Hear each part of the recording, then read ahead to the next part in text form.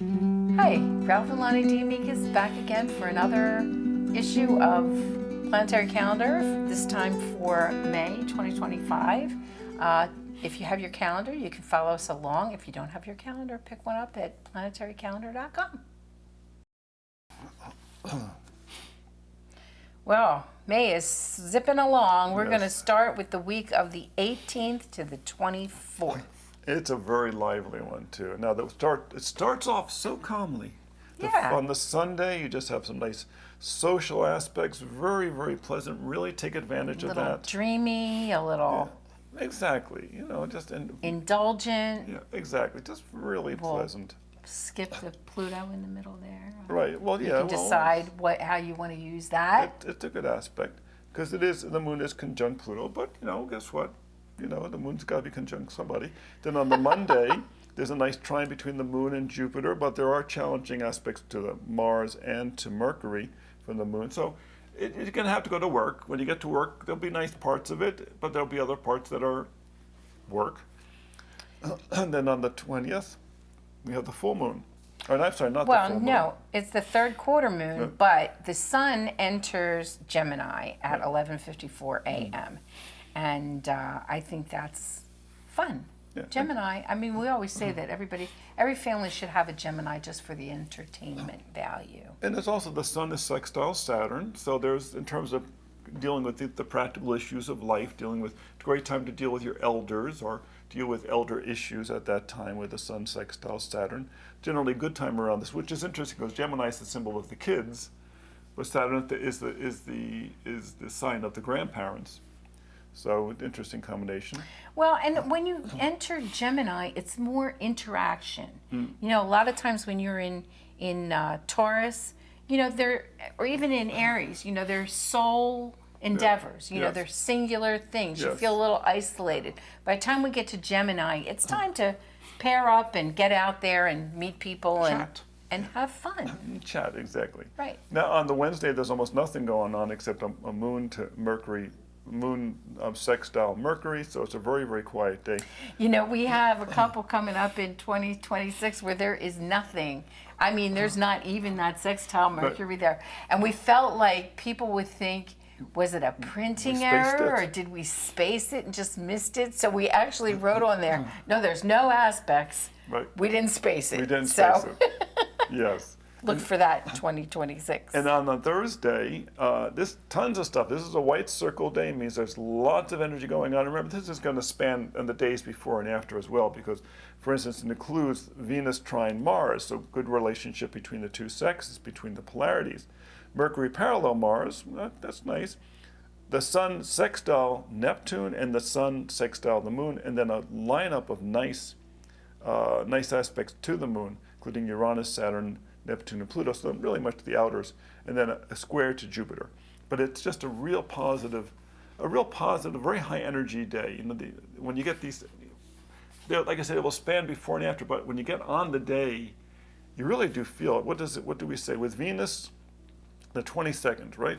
Was that right? The right one? The 22nd. With Venus trine Mars and the Sun sextile the Moon, the relationship between the polarities will be smooth. And with so many social aspects to the Moon, it can be a lovely day as long as you get out and see people. This is a great day for the fire signs, Aries, Leo, Sagittarius. Take advantage of it, you guys. Don't stay home scrolling. And then on the Friday, just have nice lunar aspects. The moon is now in Aries, the Ram. Pair up. Yes. Good aspects from the moon to both Mars and Venus. Yes, isn't that nice? So find your best bud. Yep, very, do very something nice. Fun. Very, very nice. And then interesting, this in the week, now you got your calendar, it says H on there, and there's a big circle, and at the top it says what? Saturn enters Aries at 8:35 p.m. This is the big event. This is the big event of the month.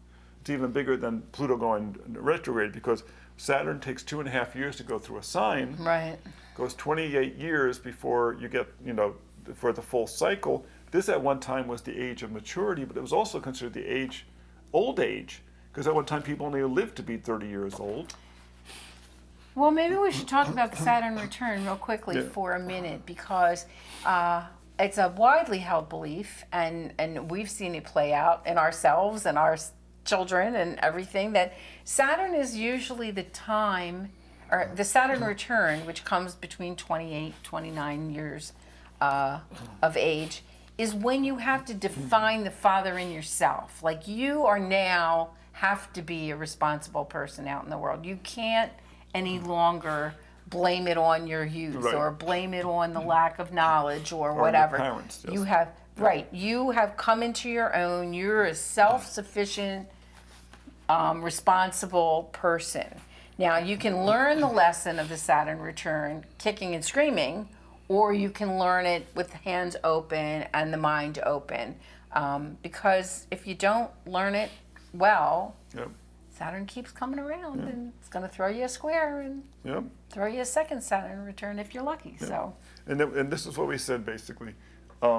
Let's see. and Aries is a new starting Yes, point. exactly. So, The Saturn cycle is 28 years, so in pre-modern times this was seen not only as the marker of maturity but also the marker of old age. That's why Saturn has been connected to Father Time. Despite the fact that astrologers in the 1930s made Capricorn its sole ruling sign, in reality it is equally related to Aquarius. It leans towards the masculine there. It's actually more of a dominant, it's more of a dynamic planet than a responsive planet. In Aries, Saturn will challenge the old conservative structures of Capricorn and the Crab and encourage the technological innovations of Aquarius and Leo. So this is going to be a real pivotal change in our society as Saturn changes sign. When Saturn changes sign and Jupiter changes signs, you really feel these. In Saturn, you feel because it's a 2.5 year process. So, watch out for a lot of some upheaval, because Saturn in Aries, it's the dynamic masculine sign, and Saturn, by its nature of its 6 signs it's related to, 4 of them are masculine. So this is a real comfortable sign, but it's a very personal sign. It acts out in the personal world. So, and remember that Aries is the first sign, so this is the new beginning of a new cycle. So expect things to change. yes. So come back and see us next time when we do June, Yes. and see us on YouTube. We're at Planetary Calendar Astrology, but we're planning some new drop-ins in between the forecast. So check us a little bit more often, or better yet, subscribe and hit that bell so you get a notification when we post anything, forecasts or whatever surprise we may have in mind for you. And you can always get your calendar at planetarycalendar.com.